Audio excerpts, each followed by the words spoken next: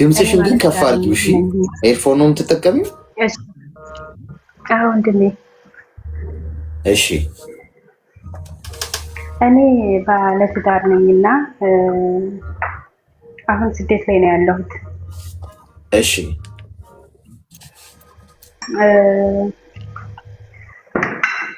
እና ማለቴ እሱ ወደ ስደት ልምጣ ስለኝ አይ እኔ መሄድ አለብኝ ብዬ እኔ ነበርኩኝ ለመሄድ እንትን ያልኩት ማለት ነው። እሺ ግን አሁን ላይ በቃ ጸባው ተቀያየረ። አንድ ልጅ አለ፣ ልጃችንንም አያገናኘንም ማለት በቃ ምን እንደሆነ አላውቅም። እንዴት ነው የተጋባችሁት? የተጋባነው በሰው ነው ማለት ነው። ሰው አገናኝቷችሁ? አዎ። ሰው ማን ያገናኘሽ? ታሪኩ ረጅም ነው አሌክሴ ማለት። አዎ፣ ግን አጭሩ መልስ ማለት ማን ያገናኘሽ? የሱ ዘመድ የሆነ ነው። በፊት ለኔ ጓደኛዬ ነበር ልጅየው ማለት ነው። ከዛ ልጁ ለኔ ፍቅረኛ የነበረ በቃ በአጠቃላይ እሱን ያገናኘ። ከዛ እሱን እያወራሁ እያለ እሱ ከሌላ ሴት ጋር እንትን አለ ማለት ነው። ከዛ ተሷ ጋር ሲያወራ ነበርና መጣ ልጅቱ ጓደኛዬ ነው ፍቅረኛዬ ነው ስትለኝ እንዴ ላራኝ ፍቅረኛዬ ነው ስላት እነሱ ያወሩትን ለኔ ላከችልኝ። ይሄ የሚያገናኘው ያገናኝሽ ስላገናኘሽ ልጅ ነው አይደል የምትነግሪኝ? ወይስ ስለ ባልሽ ነው? ስለአሁኑ ባልሽ ያገናኘልኝ ማለት ነው። ከዛ እሱ ወደ ለዛችኛው እንትን አላት ማለት ነው። ማለት ለዚህኛው አገናኘኝ። ምን ብሎ? እኔ አልፈልግህም ስለው ማለት ነው። ምን ብሎ አገናኝሽ? ማለት እንዴት ተሳሳተ? እንደገና ደግሞ የውሸቱን እንደሆነ ከዛች ጋር የሚያወራ ሲለኝ አይ አንተ በዛው ቀጥል ብዬ እኔ ተውኩት ማለት ነው። ከዛ ለዚህኛው ስለ ፎቶዬን ያሳየውና ያስተዋውቀዋል ማለት ነው። አሁን ለትዳሬ ማለት ነው። ከዛ እኔ በራሴ ስህተት ነው የተውካል፣ ልጅቷ ጥሩ ልጅ ናት እና አግባት ይለዋል። ከዛ እሱ እንዲያስተዋውቀው ገባኝ ማለት ነው። እኔ ከዛ በስንተኛው ቀን ደውሎ አንተን ስልኬን የሰጠኸው ስለው አይደለሁም ማለት ነው። አንተን ሚዜ አድርጌ ነው እንደውም እሱንም አገባው አልኩት ማለት ነው። እሺ ከዛ ሚዜ አድርጌ አገባሁት፣ እሱን ሚዜ አድርጌ አገባሁት። ምንም ሳትተዋወቁ ምናምን በቃ ስለተባልሽ አገባሽው? ነው ቤተሰብ ጠይቆ ነው። እኔ ተዝታ መሄዴ በፊት ቤተሰብ ጠይቆ ነው። አንቺ ሰው ሀገር ሆነሽ ነው ቤተሰብ የጠየቀው? አዎ። ምኑ ማርኮሽ አገባሽው? ልጁ ባለንበት በምኖርበት ሰዓት መልካም ልጅ ነበር። ትንተናው ለቤተሰብ ፍቅር አለው፣ ለእኔም እንደዛው መልካም ልጅ ነበረ። እሱም በአካል ሳትተዋወቁ ነው እሱ ቤተሰብ ሽማግሌ ላከው አንቺ ጋር? ኖ ዝም ብለን ቃል ተግባባ ነው እሱ ሆነ። ግን እዛ ሄድን አይደለም። የኔ እናት ጥያቄ አንቺ ሰው ሀገር ሆነሽ ነው እሱ ሽማግሌ ላከው አይደል? እኔ እዛ ታልሄድ ሳይሆን እዚህ ኮኜ ከሱ ጋር ተግባባን። ቤተሰብ ጠየቀ። ያው ግን እሺ አላሉትም ቤተሰብ። እኔ ከሄድኩ በኋላ ነው ሽማግሌ የገባው። ቃል የተገባባችሁት አንቺ ሰው ሀገር ሆነሽ እሱ እዛ ሆኖ ነው አየር ላይ? አዎ እንደዛ ነው። ምን ብላችሁ ቃል ተገባባችሁ? ማለት በቃ ማለት እኔ ሲመጣ እንተያያለን ተባባል የነበረው።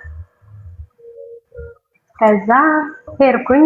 ሲሄድም እንደጠበቁት ነበረ። ልጁ መልካም ልጅ ነበረ። ስንኖርም መልካም ነው። ለቤተሰብም ያለው ለኔም ያለው ፍቅር። በነገራችን ላይ እሱ ትዳር ነበረው። ትዳሩን ፈቶ ነው ያገባው።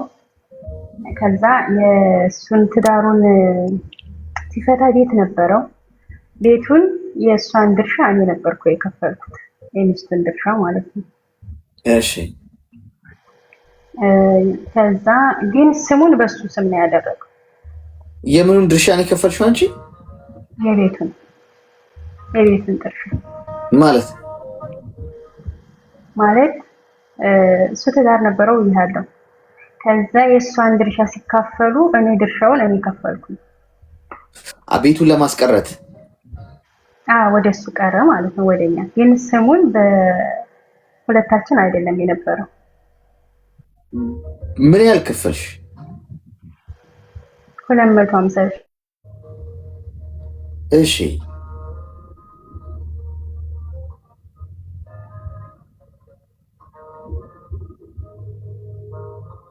ከዛስ?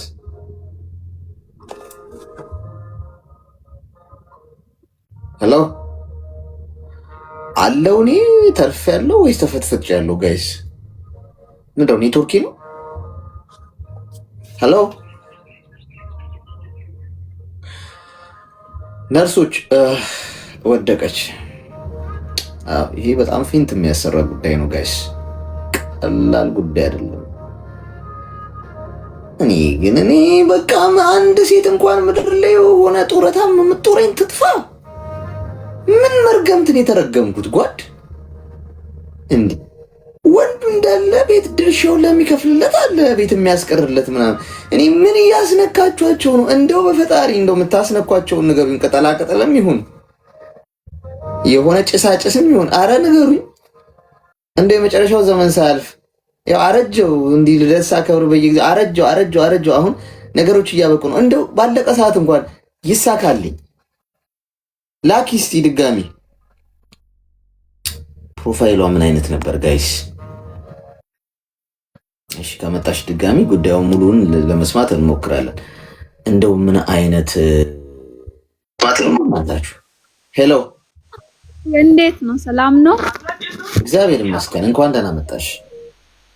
እኔ ያለሁት እግዚአብሔር ይመስገን። ትንሽ ምክር ፈልገን እንጂ ሌላ ነገር አይደለም። እኔ እኮ ሌላ ነገርማ እኛም አላልንም እኮ ምን እንታዘዝ? አዎ ፍቅር ለወንዶች ለምናምን አይደለም። እኔ የሆነ ነገር ነው እንጂ መጣው። እሺ ንገሪ፣ ምንድን ነው? እኔ ደግሞ ሰው ሀገር ቆይቻለሁ ማለት ነው። አሁን 10 ዓመት ሊሞላ ነው። በልጅነቱ ነው ሰው ሀገር የወጣ።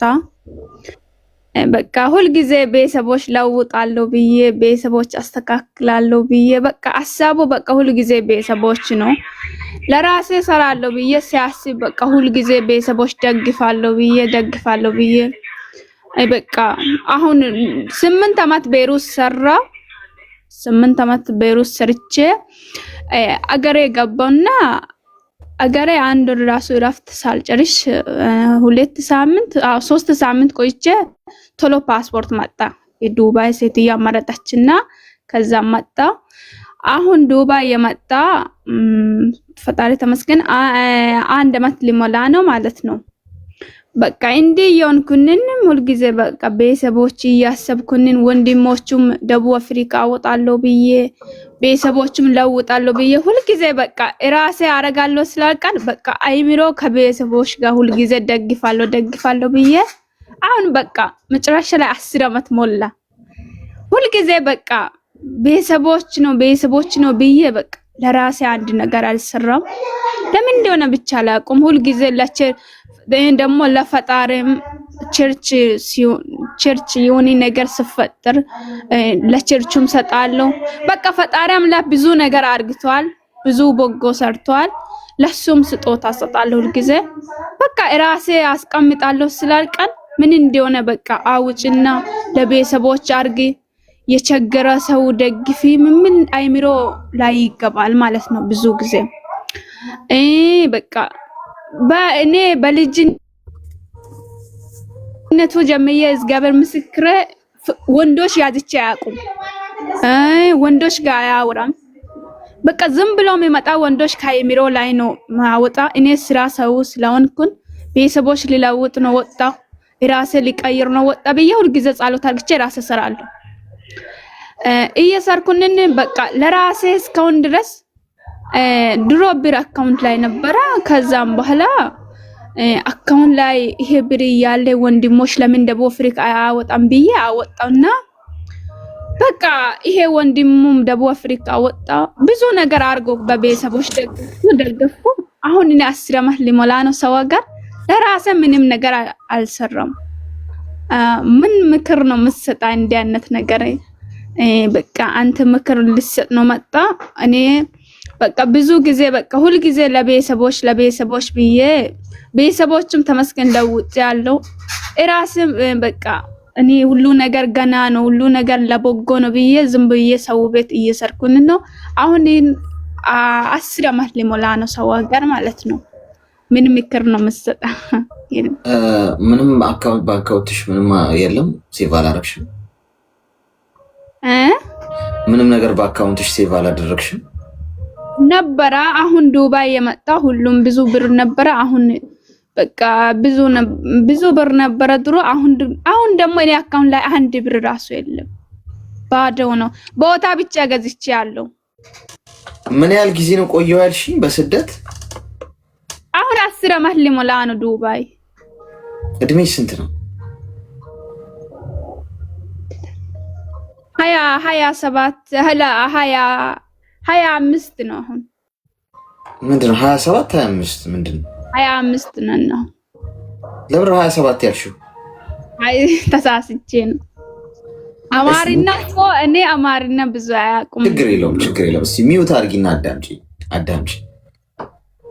አንደኛ ነገር ማንም አይሸልምሽም። እሺ የእኔ እናት ጻድቅ ለመሆን አትሞክሪ። እንዲጨበጨብልሽ በቃ ወይ ወንድሞቿን ረዳች፣ ቤተሰቦቿን ረዳች፣ ማንም አያጨብጭብላችሁ። በህይወት መጨረሻ ላይ ሁሉም ሰው እንደ ተራ ነገር ነው የሚቆጥራችሁ። 99 ጊዜ ልክ ሆናችሁ አንድ ስተት ብትሰሩ የ99ኙ ጥሩ ያደረጋችሁት ነገር ገደል ተከቶ ስለ አንድ ስተታችሁ ነው የሚወራው። የሰው ልጅ ውለታ ቢስ ነው። ፈጣሪ ብቻ ነው ታማኝ። ከምታገኘው 10 በመቶ ላይ ለፈጣሪሽ ብትሰጪ እሱ ታማኝ ነው። በሚቀጥለው 1000 ብር አግኝተሽ ከዛ ላይ 100 ብሩን ሰተሹ ከሆነ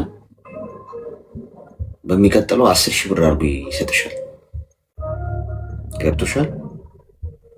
ፈጣሪ ታማኝ ለቃል። የሰው ልጅ የህይወት ዘመን ልፋትሽን ብሎ አንዴ ሰተሽ ህይወቱን ብትቀይሪው አያመሰግንሽ። ነገ ወይ ሲከስሽ ነው የምታገኘው፣ የገዛ ቤተሰብሽ ወይ ሲወነጅልሽ ነው የምታገኘው። በገዛ ቤተሰቦቻችሁ የተካዱ ልጆችን አልሰማሽም? እዚህ ቤት በአባቷ እንኳን የተካደች አለች። በአባቷ እንግዲህ አባት እንዴት ይጨክናል ትላላችሁ? በቃ ሰው ይጨክናል። ስለዚህ እምቢ ማለት ልመዱ። እምቢ ይባላል። እምቢ ካላልሽ ሰዎች አንቺ ጥሩ እንዳደረግሽ አድርገው አያጨብጭቡልሽም። የዋህ አድርገው ነው የሚጠቀሙብሽ። መሸጋገር ወንድሞችሽ አያመሰግኑሽም። አንቺ እነሱን ሳውዝ አፍሪካ የመላክ ምናምን አይደለም የተሰደድሽው፣ ራስሽን ለመለወጥ ነው። ሁሉም ለየራሱ ህይወት ኃላፊነት መቀበል አለበት። መጀመሪያ አንቺ መቼ ራስሽን ለወጥሽ? 10 ዓመት በሙሉ ለፍተሽ ምንም የለሽም። ቤተሰብሽ ላይ የተቀየረ ነገር የለም። አየሽ፣ እድሜን ከስረሽ ገንዘብም የለም ሞራልም የለም፣ ከሁሉም አልሆንሽም። እነሱ እንኳን እንደው የሰጠሻቸው ህይወታቸውን ቀየሩት እንኳን ብታይ እኮ እንደው ምን ታደርጊያለሽ? የሆነ ትጽናኛለሽ እኮ አይደል? በቃ እንደው ግፋ ቢል እንኳን ህይወት ቀይር ያለው ትያለሽ። ከራስ ነው የሚጀምረው ለውጥ። የኔ እናት ገብጋባም አሉሽ ቆንቋናም አሉሽ ምንም ጨከናችሁ ጥርሳችሁን ነክሳችሁ ለውጡን ከራሳችሁ ጀምሩ። መጀመሪያ ለራሳችሁ ጥሩ መልበስ፣ ጥሩ ማጌጥ፣ ጥሩ ማግኘት፣ ገንዘብ ሴቭ ማድረግ፣ የራሳችሁን ህይወት ማስተካከል ላይ በርቱ።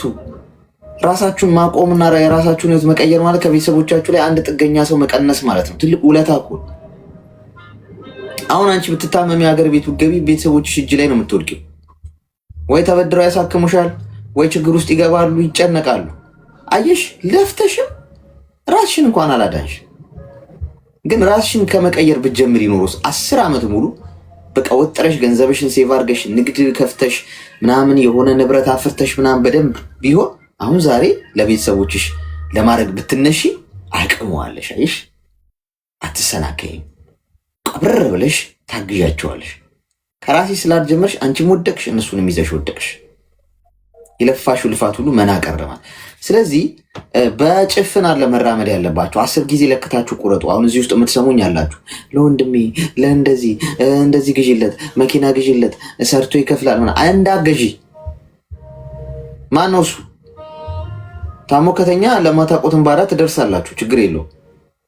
ከዛ ውጭ እጅ እግር ካለው ይስሩ። እናንተ እግዚአብሔራቸው አይደላችሁም። ያለ እናንተ መኖር እንዲችሉ አስለምዷቸው። እናንተ ገንዘብ ሳትልኩላቸው እስቲ እነሱ ባይ እሷም ጨከነች እንግዲህ ተፍ ተፍ ማለት ነው ያለብን ብለው ተነስተው ይሰራሉ። ጋይስ ሰብሰብ ስታረጉ እጃችሁ ስትልኩ ግን ምን ያደርጋሉ? አይሰሩ። ከወርወር እሷ ትልካለች እያሉ እነሱም ተንቀባረው ይኖራሉ። ስለዚህ አሁን የ10 ዓመቱ ልፋትሽ ይሁን እንደው በቃ እድሜና ጤና አለሽ አይደለ? ከዛሬ ጀምሮ ግን ትችያለሽ። ከዛሬ ጀምሮ አዲስ ማንነት መውለድ አለብሽ ከውስጥሽ። እምቢ የምትል ማንም በይሉኝታ ማያስራት ጠንካራ አቋም ያላት እንደፈለገ ማንም ሰው እንደ ቀዝቃዛ ገንፎ መጥቶ ማይዝቃት ለራሷ ህይወት የቆመች ሴት ሁኚ። ገብቶሻል? ጠንካራ ሆነሽ እስከ ዛሬ ድረስ ራስሽን በድለሽዋል። 10 ዓመት በሙሉ ለራስሽ አራራሽለት። መልበስ እያማረሽ ማጌጥ እያማረሽ ማማር የምፈልጊው ማግኘት እየፈለግሽ ግን ሳታረጊ ፖርት። አሁን ከዛሬ ጀምሮ ለራስሽ ቆሚ። ምንም ቢሉ እንዳታዝኚ። የ10 ዓመት እድሜሽን በልተውታል አይደል? ከዛሬ ጀምሮ ጥርስሽን ነክሰሽ የምታገኘውን ገንዘብ 90% ማስቀመጥ። 1000 ብር ብታገኚ 900 አስቀምጠሽ በ100 ወር ለመቆየት ሞክሪ። እንዲህ ነው የምትክሺው ራስሽን። ገብቶሻል? ከዛ እቅድ አቅጂ። ገንዘቡን ሴቭ እያደረግሽው ምን ልስራ? ከዚህ አሁን ገንዘቤን ሴቭ አድርጌ ለምሳሌ 2 ዓመት ብሰራ ይሄን ያህል ካፒታል ይኖረኛል። ከዛ ምን ላርግ? ሀገሬ ገብቼ ሱቅ ልክፈት፣ ንግድ ልጀምር፣ እንደዚህ እየተመላለስኩ የራሴን ከማዳም ቤት ወጥቼ የራሴን ነገር ጀምሬ መንጃ ፈቃድ አውጥቼ እንደዚህ ልስራ፣ ምን ላርግ የሚለው ቁጭ ብለሽ የምትፈልጊውን ነገር አልሚ፣ እቅድ ጻፊ። ከዛ ዘውትር ለዛ ስሪ። ከሀገር ቤት የእግዚአብሔር ሰላምታ ብቻ ተለዋወጭ። ከዛ ውጭ ቸገረኝ ምናምን ገለመሌ ስልክ ካርድ ምናምን ይሉሻል። እነሱ ማለታቸው አይቀርም። እያነሳሽ አትላኪ።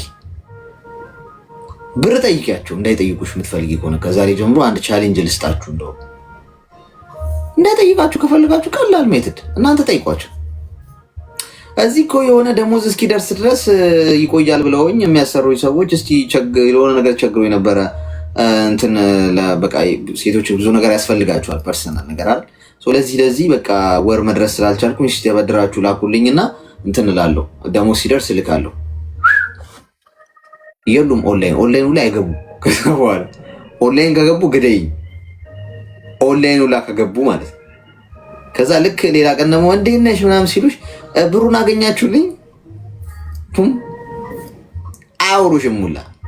እኔ እናንተ ጻድቅ ስለምትጫወቱ እንጂ ማለት ነው። በቃ አለ አይደለ? ምድር ላይ ነው የምትኖሩት ጋይስ፣ ምድር ላይ ነው። ገነት ውስጥ አይደለም እየኖራችሁ ያላችሁት።